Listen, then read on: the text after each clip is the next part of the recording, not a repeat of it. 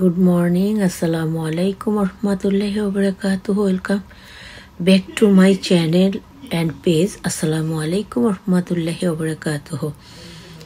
আজকে আমি যে খবরটি তোমাদের সাথে শেয়ার করব, লুৎফুন নাহার লতা, তাকে সবাই চিনতে। তিনি বাংলাদেশের খুব ভালো একজন নাট্য অভিনেত্রী ছিলেন, খবর পড়তেন। খবরটি প্রচার করছি আমি প্রথম আলো পত্রিকা থেকে।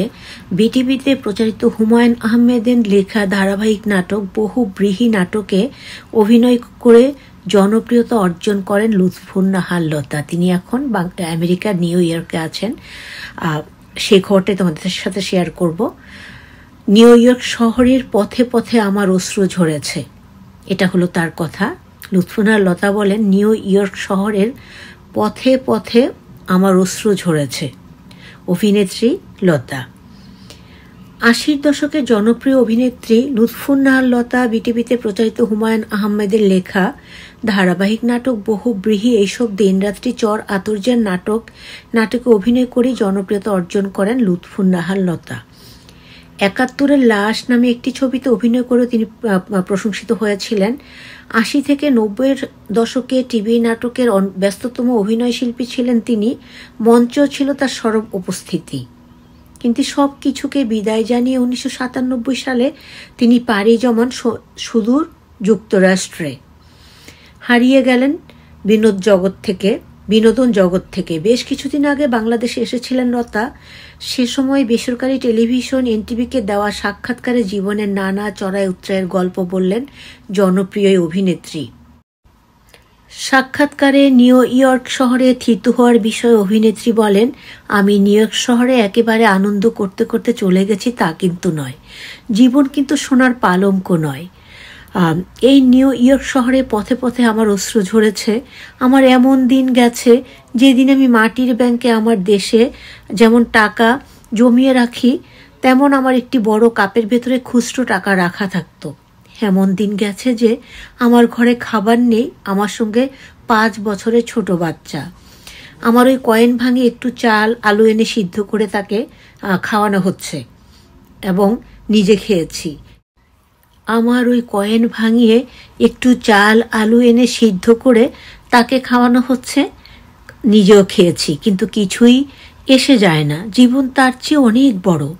আমার ভাবনা, আমার চিন্তা, আমার চেতনা ওই একবেলার খাবারের কাছে আমি আটকে দেব কেন? আজকে কষ্ট আছে, পরের দিন ব্যবস্থা হবে ইনশাআল্লাহ। একটা সময় আসবে, দুঃখ তো চিরদিন থাকে না, তার জন্য কর্মী হিসেবে দাঁড়াতে হয়, পা দুটিকে শক্ত করে দাঁড়াতে হয়। মনোবল হচ্ছে সবচেয়ে বড় মনোবল। সাক্ষাৎকারে নারীদের উদ্দেশ্যে লতা বলেন, আমি পৃথিবীর মেয়েদের একটি কথাই বলতে চাই, মেয়েদের জীবন কিন্তু খুব কষ্টের। আমার মতো দুঃখী দরিদ্র দেশ তো অবশ্যই উন্নত দেশগুলোতেও একটি নারীর উপরে কিন্তু অনেক বড় দায়িত্ব এসে দাঁড়ায়। এই জন্য নারীর জীবনে তার সবচেয়ে বড় শক্তি হচ্ছে তার মনের জোর, তার শক্তি, তার সাহস, তার বিশ্বাস। তাকে উঠে দাঁড়াতেই হবে ইনশাআল্লাহ, এবং সে পারবে ইনশাআল্লাহ। আমি পৃথিবীতে দেখেছি একটা নারী যা করতে পারে ২০ জন পুরুষও সেটি করতে পারে না। প্রথম স্বামী নাসিরউদ্দিনের সঙ্গে লতার বিবাহ বিচ্ছেদ ঘটে, যদিও বহু বছর পর নিউ ইয়র্ক প্রবাসী লুৎফুন নাহার লতা মার্কিন নাগরিক মার্ক ওয়াইনবার্গকে বিয়ে করেন। পেশায় তিনিও একজন শিক্ষক। লুৎফুন নাহার লতা তার সাবেক স্বামীকে ক্ষমা করে দিয়েছেন কিনা উপস্থাপকের এমন প্রশ্নের জবাবে অভিনেত্রী বলেন, হ্যাঁ অবশ্যই। ধরুন আপনি কাউকে ভালোবেসেছেন, তিনি আপনাকে চরম আঘাত দিয়ে গেলেন, তাকে যদি আপনি ক্ষমা করে দিতে পারেন আর নিজেকে দূরে সরিয়ে রাখতে পারেন, এর চেয়ে ভালো জিনিস আর কিছু নেই। আমার জীবনেতে প্রচুর ভাঙা গড়া উত্থান পতন। বর্তমান সময়ে সাবেক স্বামীকে নিয়ে কিছু বলতে চান? উত্তরে লুৎফুন নাহার লতা বলেন, তার উদ্দেশ্যে আমার কিছু বলার নেই। তিনি ভালো থাকুন। সবচেয়ে বড় কথা হচ্ছে তিনি আমার ছেলের বাবা। আমার সন্তানকে নিয়ে আমি গর্বিত যে তার বাবা একজন মুক্তিযোদ্ধা, একজন লেখক। এর চেয়ে বড় উপহার আমি আমার সন্তানকে দিতে পারতাম না কখনই। তিনি সন্তানের সঙ্গে হয়তো ছিলেন না, কিন্তু আমি সন্তানকে বলেছি বাবাকে সবসময় শ্রদ্ধা করবে। এ সময় এসে আমার জীবনে আর কোনো দুঃখবোধ নেই। আমার মতো সুখী কে আছে? আজকে আমি বলবো যে আমি যা করতে চেয়েছি আমার সবচেয়ে বড় যে কর্তব্য মা হিসাবে আমি সেটা করার চেষ্টা করেছি। আমি এক মা। ধরুন আজকে 23 বছর তার বাবার সঙ্গে নেই, বাবাকে দেখেনি, এটাও কিন্তু কম কথা নয়।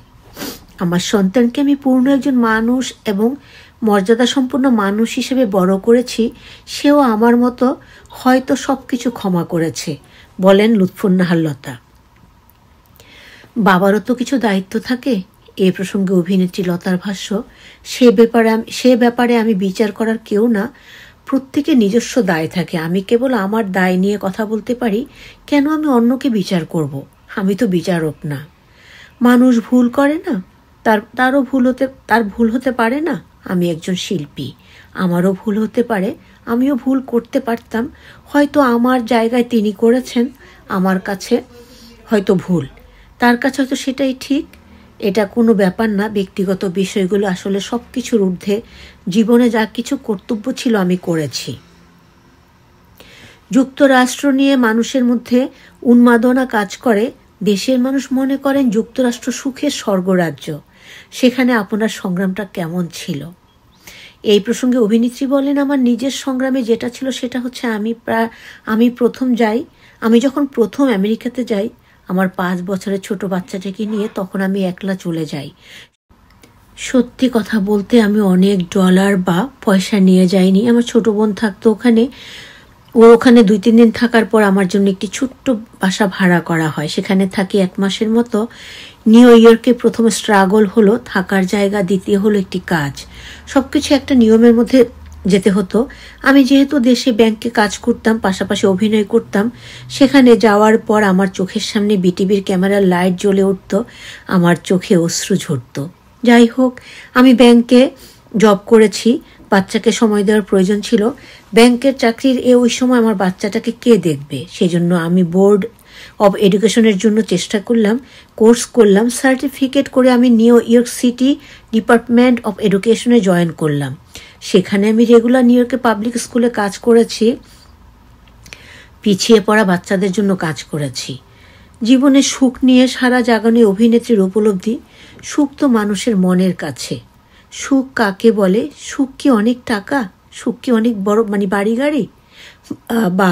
কিন্তু তা নয়। আমি অনেক খুশি, কারণ আমার এই যে দীর্ঘ পথ চলা, এই যে জার্নি, এর ভিতর দিয়ে আমি একা মা ছেলেকে বড় করেছি।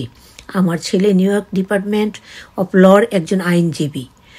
তার যে অবস্থান সেটা আমার জন্য গৌরবের, অনেক বাঙালির জন্য গৌরবের। ঢাকার কি মিস করা হয় এমন এক প্রশ্নের জবাবে লতা বলেন, একটা সময় ছিল যে ঢাকায় আমি নিজে ড্রাইভ করতাম, নিজে ড্রাইভ করে টেলিভিশনে যেতাম, রেডিওতে নিউজ পড়েছি। দীর্ঘ 25 বছর আমি রাজশাহী রেডিও, খুলনা, ঢাকা রেডিওতে নিউজ পড়েছি। এই ছিল লতার সংক্ষিপ্ত আমেরিকা আসার গল্পের সংক্ষিপ্ত সার।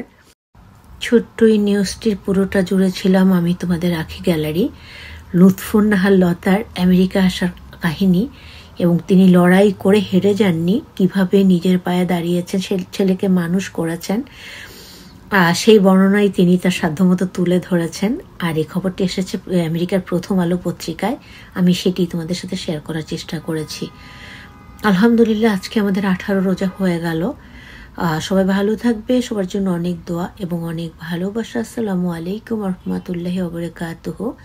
আল্লাহ হাফেজ। Take care all guys.